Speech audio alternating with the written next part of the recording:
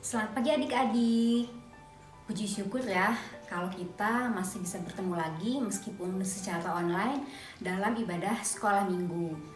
Nah, sebelum kita masuk ke dalam pelajaran sekolah minggu kali ini, mari kita bersatu dalam doa. Bapa kami yang di surga, terima kasih atas kebaikan-Mu kepada kami semua. Dari tadi malam hingga pagi ini kami sudah bisa beristirahat dan kami bangun dengan nafas kehidupan yang baru. Engkau telah mengumpulkan kami kembali di tempat kami masing-masing untuk ibadah sekolah minggu. Kiranya Tuhan Yesus yang memberikan kepada kami pengertian, hikmat, dan kebijaksanaan. Tuhan Yesus yang menemani kami dalam ibadah ini dari pagi sampai nanti siang juga, dan dari awal sampai akhir. Terima kasih, dalam nama Yesus kami berdoa dan bersyukur. Haleluya, amin. Nah, adik-adik, sedikit mengulas tentang pelajaran kita beberapa minggu yang lalu. Semoga masih pada ingat ya, kalau beberapa minggu yang lalu kita belajar mengenai pemuritan dalam gereja. Di pelajaran pertama kita belajar tentang pemuritan dalam gereja, yaitu gereja memuridkan. Kemudian yang kedua kita belajar gereja yang memberi. Nah, kali ini kita akan belajar kepada pelajaran yang keempat. Semua pasti sudah pada tahu kan judulnya apa? Kita akan belajar tentang gereja yang peduli. Nah, gereja yang peduli. Sebelumnya ada yang tahu tidak apa arti kata peduli? Coba secara umum yang kalian tangkap dari kata peduli apa? Nah, peduli itu menurut Kamus Besar Bahasa Indonesia adalah mengindahkan atau memperhatikan dan menghiraukan.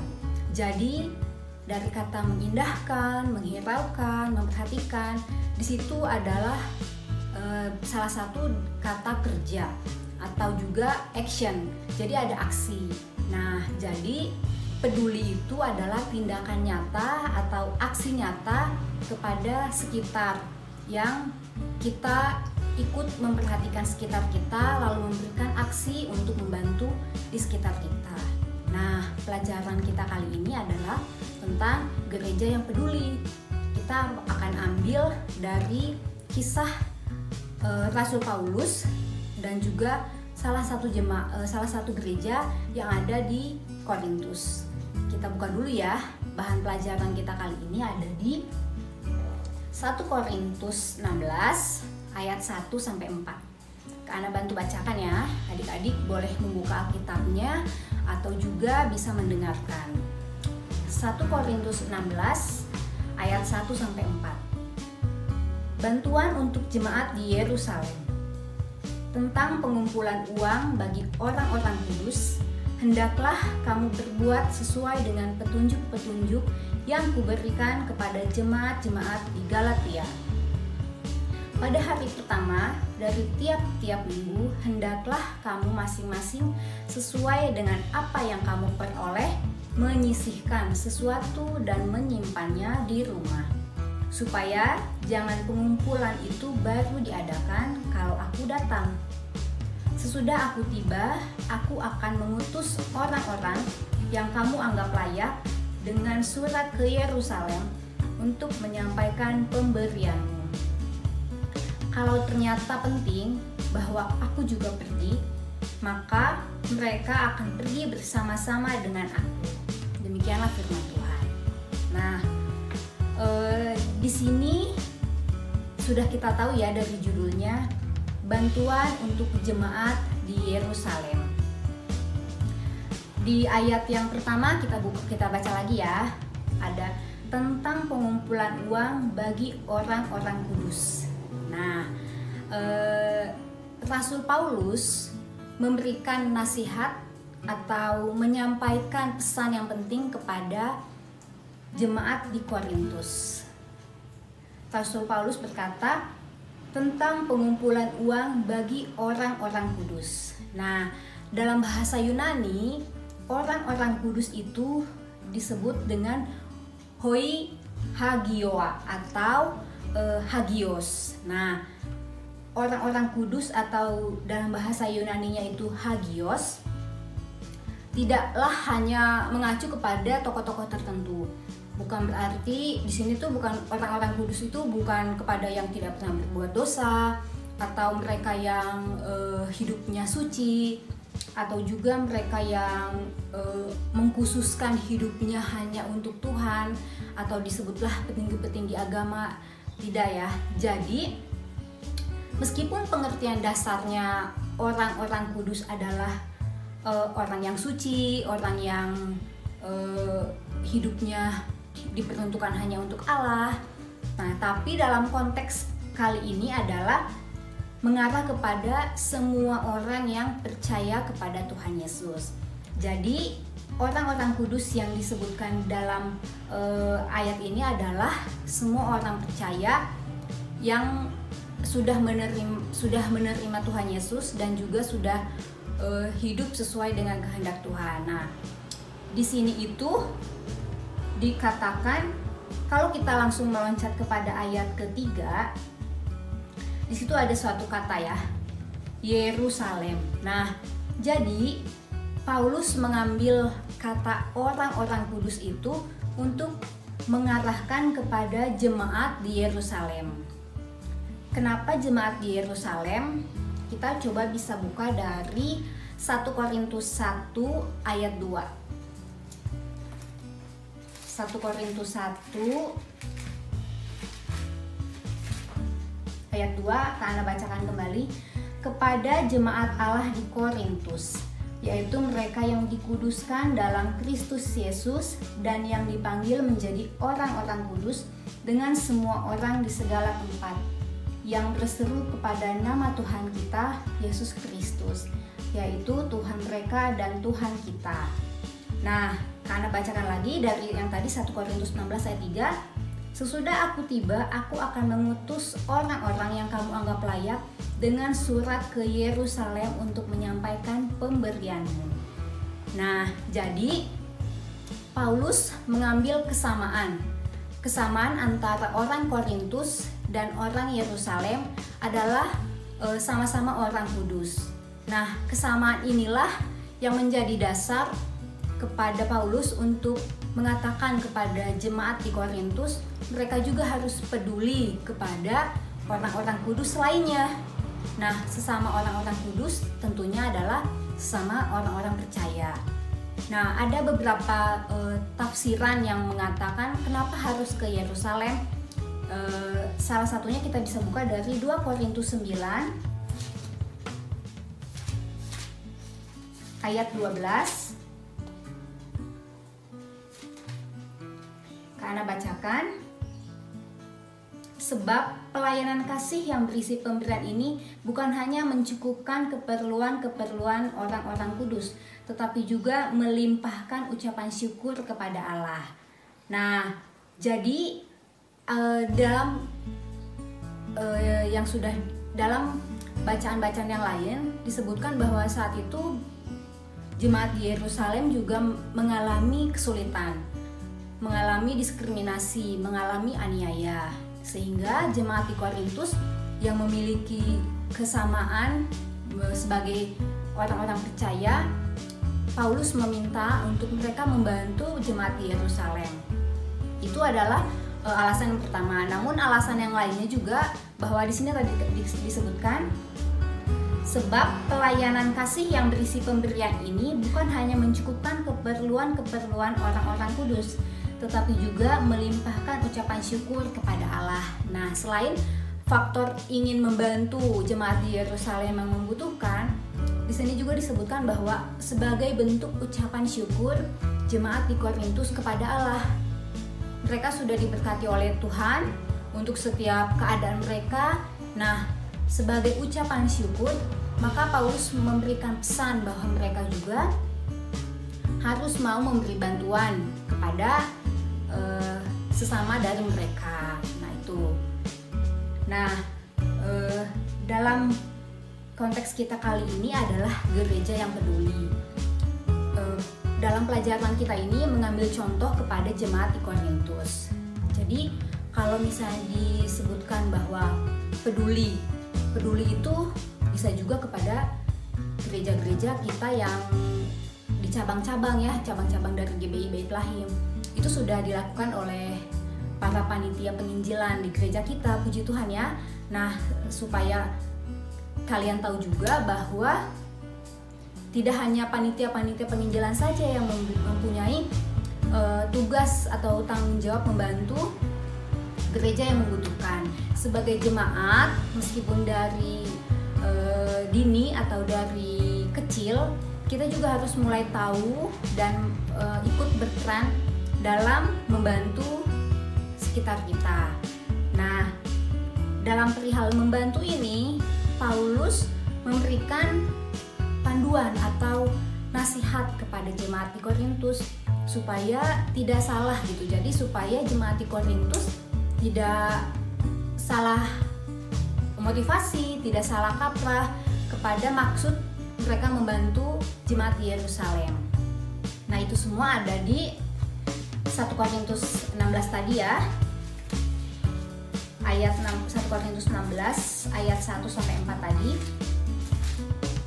Ya, ada yang pertama aturannya adalah pada hari pertama dari tiap-tiap minggu hendaklah kamu masing-masing. Coba kita bedah dulu ya. Dari 1 Korintus 16 ayat 2. Ada kalimat pada hari pertama dari tiap-tiap minggu. Nah, maksud daripada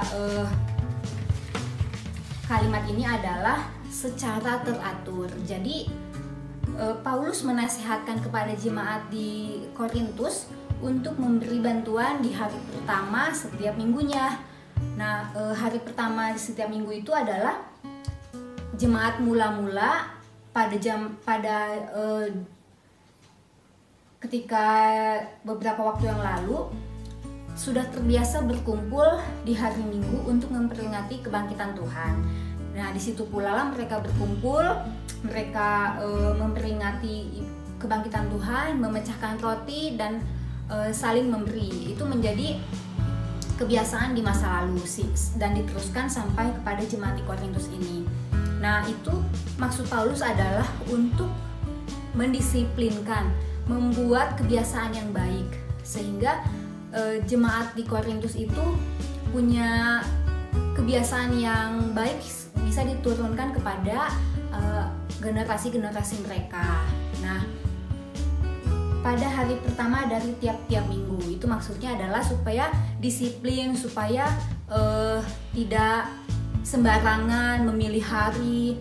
Ya sama seperti kita berkumpul secara disiplin di hari Minggu, meskipun untuk kondisi yang tidak memungkinkan saat ini tidak bisa berkumpul di gereja, tapi gereja dan panitia sekolah minggu, panitia kebaktian berharap kita tetap disiplin ya untuk tetap berkumpul di pagi hari di tempat masing-masing untuk beribadah sekolah minggu, untuk kebaktian dan juga untuk berdoa. Nah, itu adalah nasihat Paulus yang pertama, yaitu secara teratur. Yang kedua adalah di sini ada lagi hendaklah kamu masing-masing. Nah, maksud dari masing-masing ini adalah individual. Jadi setiap orang dilibatkan.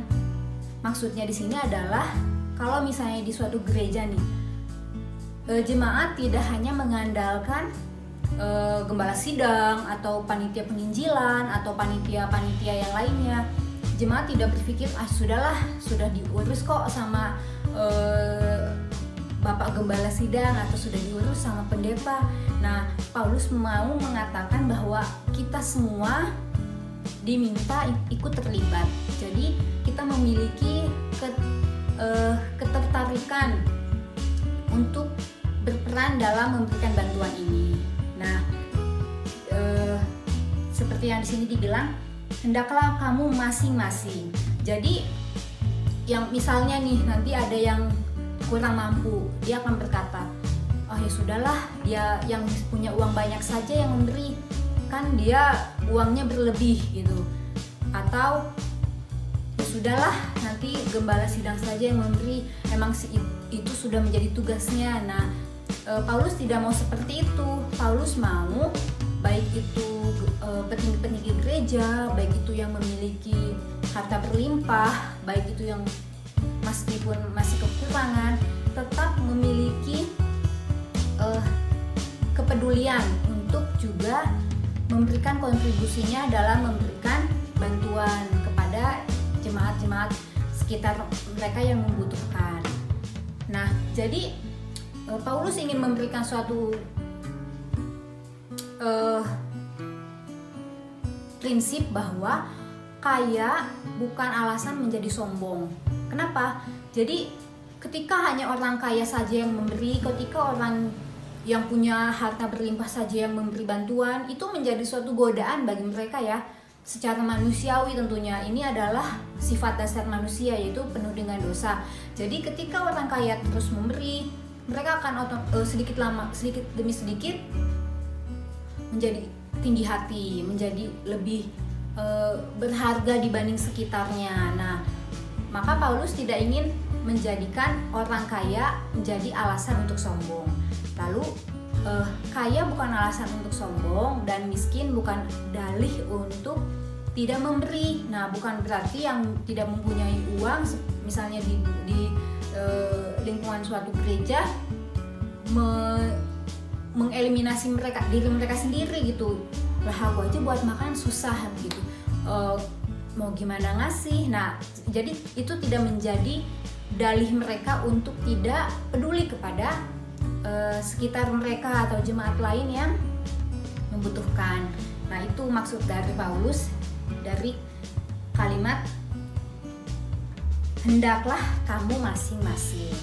Nah, kemudian ada lagi yang ketiga. Yang tadi yang pertama adalah secara teratur, yang kedua hendaklah kamu masing-masing. Nah, yang ketiga di sini sesuai dengan apa yang kamu peroleh. Nah, jadi Paulus tidak mengatakan kamu harus memberikan 10.000, kamu harus memberikan 50.000. Tidak ada patokan khusus yang diminta Paulus kepada jemaat di Korintus untuk setiap anggotanya atau setiap jemaatnya memberikan bantuan. Di sini dikatakan sesuai dengan apa yang kamu peroleh. Nah, sehingga hal itu tidak akan memberatkan satu pihak pun, karena tidak bisa disamaratakan. Bagi yang memiliki berkat 10.000, bagi yang memiliki berkat 1 juta. Nah, itu adalah di sini dikatakan Paulus sesuai dengan apa yang kamu peroleh. Nah, memberi itu adalah sesuai dari berkat yang Tuhan berikan kepada mereka. Hanya mereka yang tahu, hanya mereka yang memiliki kesadaran dari yang Tuhan berikan, lalu bagaimana mereka akan memberikan kepada orang lain. Jadi dikatakan sesuai dengan apa yang kamu peroleh. Nah, kemudian ada lagi yang selanjutnya, menyisihkan sesuatu dan menyimpannya di rumah, supaya jangan pengumpulan itu baru diadakan ketika aku datang. Nah, anak ulangi ya, menyisihkan sesuatu dan menyimpannya di rumah, supaya jangan pengumpulan itu baru diadakan kalau aku datang. Maksud Paulus adalah agar memberi ini dengan alasan atau motivasi yang benar. Paulus tidak mau ketika Paulus datang mereka otomatis mengumpulkan, sehingga seolah-olah Pauluslah yang menjadi alasan jemaat di Korintus untuk memberi, sehingga ada faktor keterpaksaan. Selain ada faktor keterpaksaan, ada juga faktor ingin dipuji, ingin dibanggakan. Nah, motivasinya dulu harus benar ketika kita memberi. Di sini dikatakan tadi kan, supaya jangan pengumpulan itu baru diadakan kalau aku datang.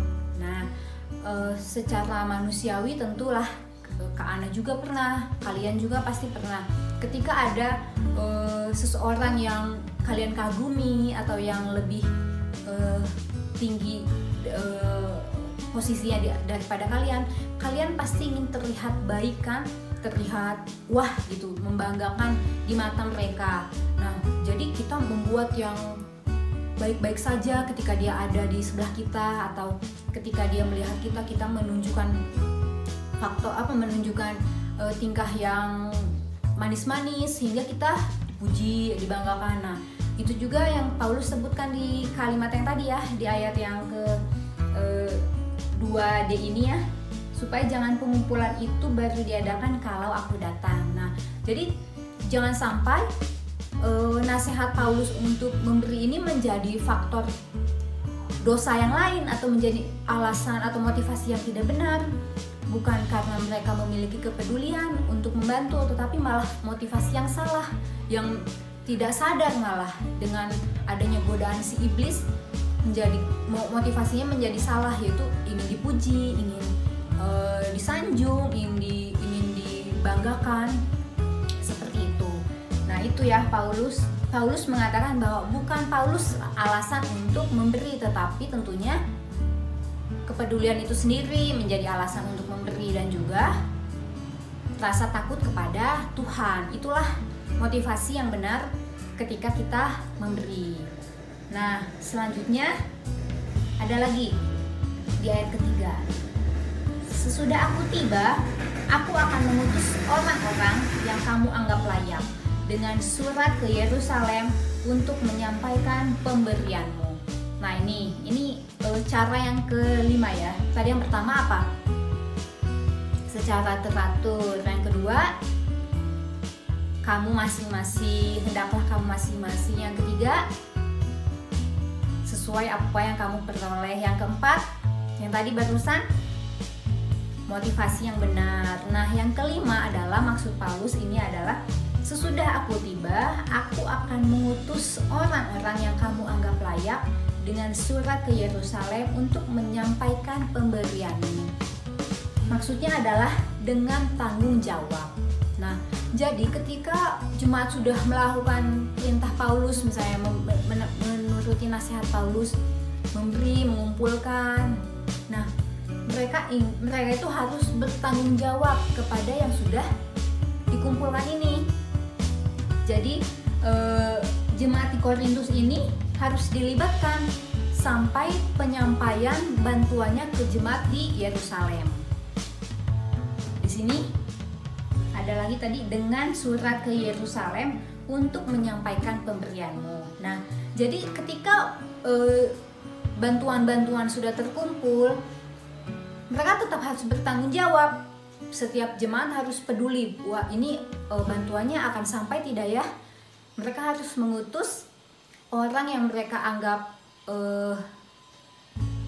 memiliki kapasitas baik, yang bertanggung jawab untuk menyampaikan bantuan itu kepada jemaat di Yerusalem. Jadi harus sampai dengan selamat, jangan sampai nanti malah disalahgunakan, jangan sampai malah tidak sampai kepada jemaat di Yerusalem. Jadi maksud Paulus adalah mereka harus bertanggung jawab dengan bantuan yang mereka kumpulkan sampai dengan tepat, dengan pasti, dengan aman kepada Yerusalem. Seperti itu. Nah, itu adalah mengajarkan Paulus untuk bertanggung jawab. Nah, selanjutnya jadi tadi ada kan yang ke-5 cara, yaitu yang pertama dengan teratur di tiap-tiap minggu, yaitu misalnya di hari Minggu. Kemudian hendaklah kamu masing-masing. Jadi setiap jemaat ikut dilibatkan, tidak hanya kaum-kaum tertentu. Yang ketiga, sesuai dengan apa yang kamu peroleh, sehingga tidak ada patokan besaran khusus, tapi itu menjadi kesadaran daripada jemaat tentang berkat yang Tuhan terima kepada mereka, dan mereka sadar untuk memberikan kepada mereka yang membutuhkan. Nah, yang keempat, motivasi yang benar.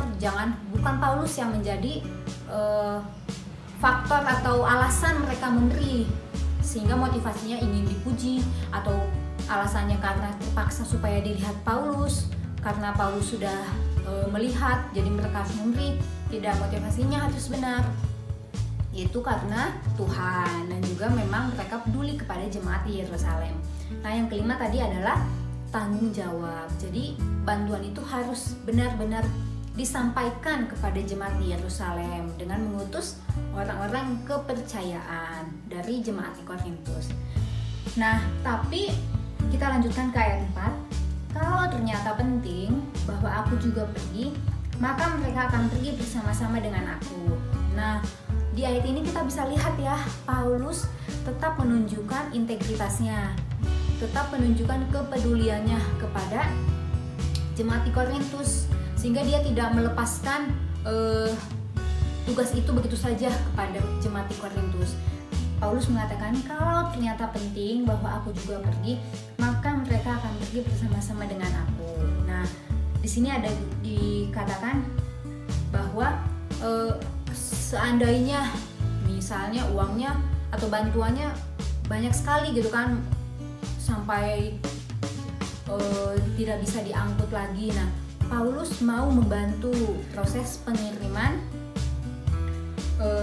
bantuan itu, karena tentunya di zaman tersebut juga tidak jauh dari pencurian, kejahatan. Nah, sehingga semakin banyak yang terlibat untuk menyampaikan bantuan dari Korintus ke Yerusalem, tentunya akan semakin aman kan.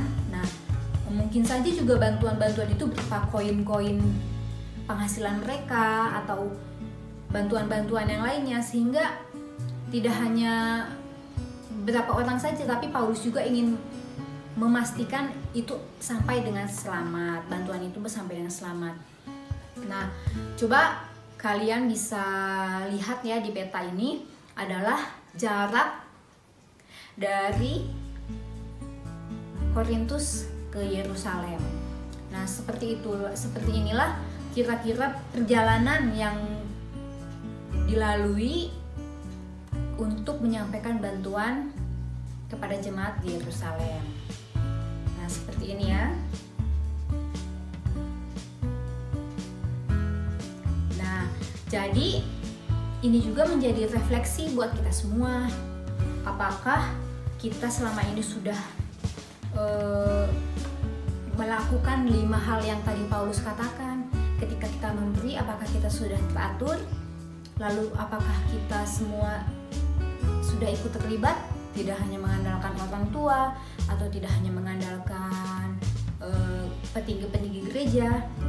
Lalu apakah kita semua sudah memberikan sesuai dengan yang kita peroleh? Atau kita juga sudah memberikan dengan motivasi yang benar dan juga sudah bertanggung jawab dengan pemberian yang kita berikan?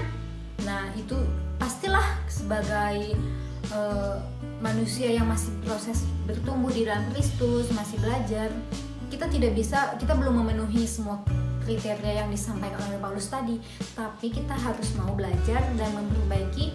Bila selama ini misalnya motivasi kita salah, kita harus mau memperbaiki itu. Mungkin kita pernah berpikir supaya aku dipuji teman sebelah, supaya aku dipuji Pak Pendeta, atau supaya aku dipandang menjadi anak yang baik. Nah, itu normal ya sebagai manusiawi, tapi ketika kita sudah mendengarkan firman Tuhan kali ini, itu bisa menjadi pengingat kita bahwa motivasi seperti itu salah dan harus diperbaiki. Kita harus mengikuti aturan yang sudah Tuhan berikan, yaitu dengan kepedulian yang tulus, bukan kemunafikan. Nah, jadi kalau dari pelajaran Nadia, karena Kak mengambil dari buku Nadia, di sini ada beberapa kebenaran firman Tuhan yang ingin disampaikan, yaitu gereja di Korintus belajar peduli kepada gereja di Yerusalem yang sedang mengalami kekurangan. Kita dapat meneladani supaya gereja kita pun peduli dengan kekurangan yang terjadi kepada gereja lain. Nah, kita pasti sudah pernah mendengarkan kalau misalnya di kebaktian umum sebelum corona datang, Pak Pendeta sering menyampaikan bahwa jemaat GBI Bethlehem ikut membantu kepada pembangunan atau penyampaian bantuan di gereja-gereja, misalnya di kampung laut. Nah, seperti itu. Berarti puji Tuhan ya, gereja kita memiliki kepedulian kepada gereja lain yang membutuhkan. Nah, yang kedua, setiap anggota gereja Korintus semuanya terlibat dalam pengumpulan bantuan bagi jemaat Yerusalem. Nah, ini juga yang diharapkan kepada anak-anak, mau itu Nadia atau tunas muda, remaja. Nah,